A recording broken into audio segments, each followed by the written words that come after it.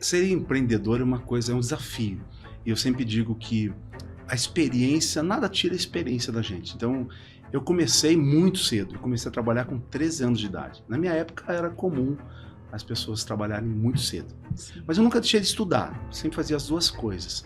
E eu lembro logo no começo, quando eu tinha já 16 para 17 anos, eu peguei um ônibus, fui no Paraguai comprar tênis chinesinho, calça Fiorucci e perfumes. E eu lembro que naquela época eu fazia estágio na Caixa Econômica Federal e o estágio era uma coisa assim muito... Quando eu olhei para aquilo, eu falei, eu não posso ficar a vida inteira fazendo isso, porque naquela época eu tinha muito talão de cheque. Então chegava um caminhão, aqueles de carregar dinheiro mesmo, e deixavam vários malotes de cheque, e aí tinha as agências do Paraná inteiro, e cada cidade tinha uma. Aí eu tinha que pegar aqueles talões e colocar nos caninhos de cada agência, porque depois vinha as correspondências de cada agência que levava, naquela época, né? E aí Os levava. famosos malotes, Isso, não é? os famosos malotes. Ia pra agência. Depois chegava outro caminhão e outro caminhão e eu fazia tudo a mesma coisa.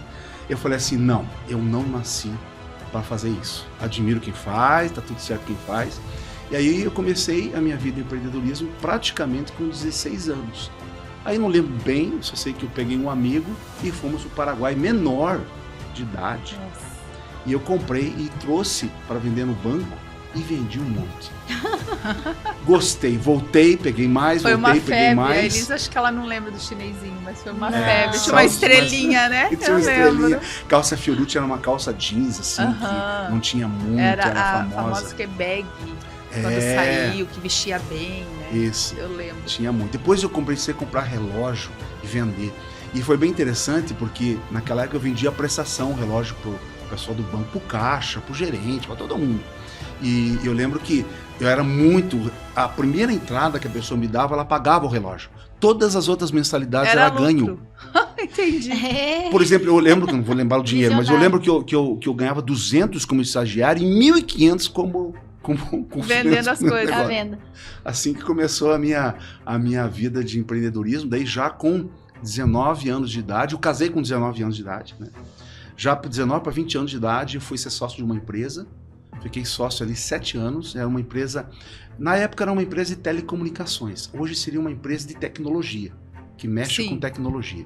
Na época chamava telecomunicações. E fiquei 7 anos ali sócio, também vi que, não, eu vou abrir o meu negócio, depois abri a minha própria empresa, né, sem sócios, e realmente, e foi interessante que nesse período, né, foi um período de muito aprendizado. Qual eu acertei, eu errei, penei muito com questões financeiras, com questões...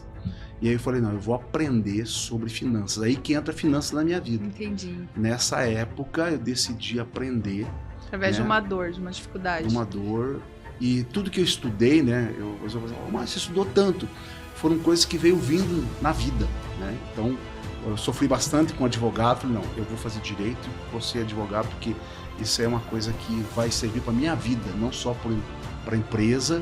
Estudei muito sobre teologia, estudei muito sobre MBA de gestão empresarial e fui estudando pela necessidade de saber primeiro para mim. Eu não estudei para trabalhar para ninguém, eu não estudei para ser mentor, eu não estudei para ser... Não.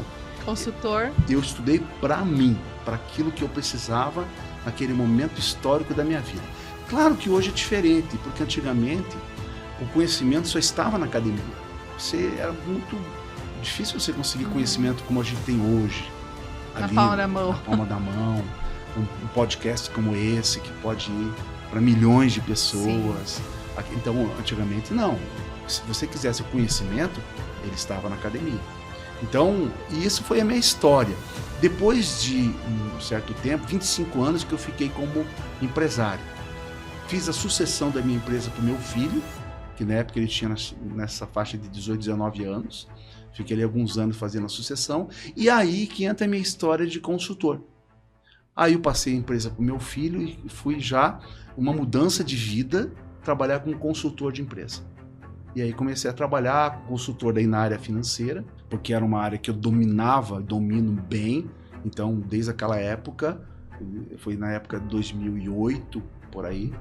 Estamos em 2025, acho que foi quando eu te conheci, você estava finalmente, nos últimos anos ali da empresa. Eu acho que até fui cotar. Verdade, eu coloquei central telefônica assim. Na RHF quando vocês vieram pra cá. Exatamente. Em São Paulo. Foi 2007. Olha só. 2007. Verdade. 2008, foi naquela época que eu tava fazendo sim. sessão. Você conhecia meu filho, né? Conheci. Hoje ele mora nos Estados Unidos e tal. Mas naquela época eu tava fazendo ali a sucessão. Eu lembro. E ele que ia, eu acho. Ele que ia. Eu coloquei ele, começou a trabalhar comigo, ele tinha 13 anos. Né? Em casa não tem moleza, não. Trabalho cedo. É cedo o negócio. E ele trabalhou com técnico, E hoje nos Estados Unidos, ele trabalha numa empresa que ele é o coordenador de uma área técnica lá da empresa. Olha que legal. Serviu certinho para ele. Que legal. Então, naquela época que eu estava fazendo a sucessão. E aí eu entrei para trabalhar como consultor. Comecei na área financeira, depois... Os empresários começaram a levantar a mão ou começaram também? A gente tinha um grupo de empresários de telecomunicações em Curitiba. Como a nossa empresa foi uma empresa de muito sucesso, todas as crises, eu peguei em 94 real para Cruzeiro para real. Daí tinha o RV, que era uma moeda intermediária, umas loucuras assim, né? Pegamos max desvalorização da economia, o Cruzeiro cortaram zero do real, a inflação de 80% ao mês. Meu Deus. Essa eu não lembro. Não consegue imaginar o que é 80% ao mês de uma inflação. Então, a gente pegou muitas coisas. Foi aquela... Subia tudo subia o tempo todo. O tempo todo. Acho que eu lembro vagamente. Assim. O tempo todo. Eu vendia, por exemplo, a central telefônica, nós vendíamos ou em URVs ou em dólar. E quando você ia me pagar, você tinha que me pagar com o RV ou o dólar da época. E isso era 80% a mais. É uma loucura sobreviver naquela época.